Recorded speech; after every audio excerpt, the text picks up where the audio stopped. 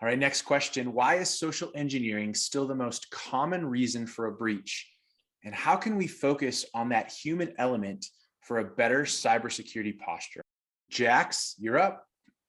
I really, really love this question because working in the military, that was one thing that they really taught us was understanding social engineering because of working in the different spaces within high security. They put an emphasis on you being a target, and one of the areas was physical social engineering. Somebody meeting you at a coffee shop and hanging out, and you not knowing that that person was planning there. So you take those same mindset and constructs that I learned while I was in the military and you put it into phishing, because the primary method that's utilized within social engineering to target these individuals is phishing. And the reason, and I know that Max and Charles have touched on this, one of the reasons why it is so successful is because social engineering creates a way of creating commonality and friendliness with that. It becomes you're a trusted source within that individual's like circle.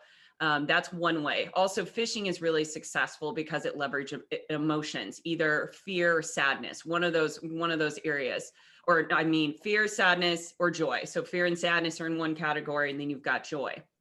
Well, the area that social engineering really plays a part, both actually, is knowing, okay, Max mentioned LinkedIn, going onto LinkedIn and looking at somebody's LinkedIn and looking, okay, that individual has a podcast with a co-host. Well, you would assume they probably have a good relationship with that individual. So then you reach out to them on LinkedIn and say, hey, this individual told me to reach out to you. It'd be great to connect with you.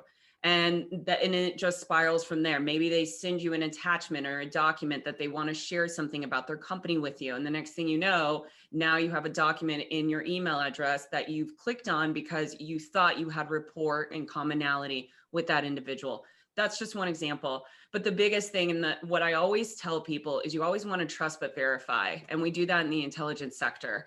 And it's where it was my way of not being too pessimistic about, people reaching out to me on LinkedIn or, thinking every email is a phishing email. But for me, if somebody reaches out to me on LinkedIn, I'm going to make sure, is this person actually somebody that is connected with this individual?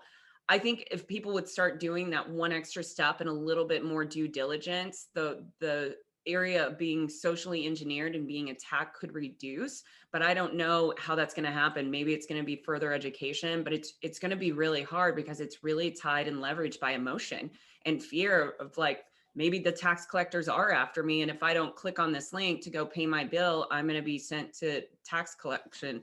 And it's a very interesting place. But social engineering is a very unique way that adversaries can leverage getting into our networks.